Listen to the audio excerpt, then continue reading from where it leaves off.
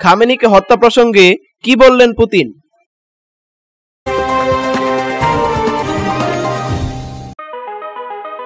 ইরানের সর্বোচ্চ ধর্মীয় নেতা আয়াতুল্লাহ আলী খামেনিকে হত্যার হুমকি প্রসঙ্গে কোনো কথা বলতে চান না রুশ প্রেসিডেন্ট ভ্লাদিমির পুতিন। এক প্রতিবেদনে এ তথ্য জানিয়েছে ব্রিটিশ বার্তা সংস্থা রয়টার্স।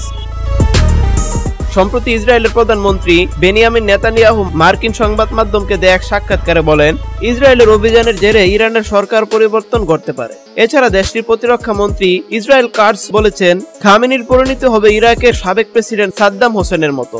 এমনকি মঙ্গলবার মার্কিন প্রেসিডেন্ট ডোনাল্ড ট্রাম্পও বলেছেন, যুক্তরাষ্ট্র জানে কোথায় খামেনি লুকিয়ে আছেন, কিন্তু ওয়াশিংটন এখনই খামেনিকে হত্যার কোনো পরিকল্পনা করছে না। গতকাল বুধবার রাশিয়ার দ্বিতীয় বৃহত্তম গুরুত্বপূর্ণ শহর সেন্ট পিটার্সবার্গে রাশিয়া ও বিভিন্ন আন্তর্জাতিক সংবাদ মাধ্যমের জ্যেষ্ঠ প্রতিনিধিদের সঙ্গে মতবিনিময় করেন পুতিন। সেখানে সাংবাদিকরা খামেনিকে হত্যা হুমকি প্রসঙ্গে পুতিনের প্রতিক্রিয়া জানতে চাইলে তিনি বলেন, আমি এই ব্যাপারে কোনো কিছু বলতে চাই না, একদমই চাই না। রুশ প্রেসিডেন্ট বলেন, আমি শুধু বলবো, আমরা চোখের সামনে দেখতে পাচ্ছি যে অভ্যন্তরীণ রাজনৈতিক প্রতিক্রিয়ার নানা জটিলতা থাকা সত্ত্বেও ইরানের সাধারণ জনগণ তাদের নেতৃত্বের চারপাশে জড়ো হচ্ছে, ঐক্যবদ্ধ হচ্ছে। তারা তাদের নেতৃত্বের প্রতি আস্থাশীল।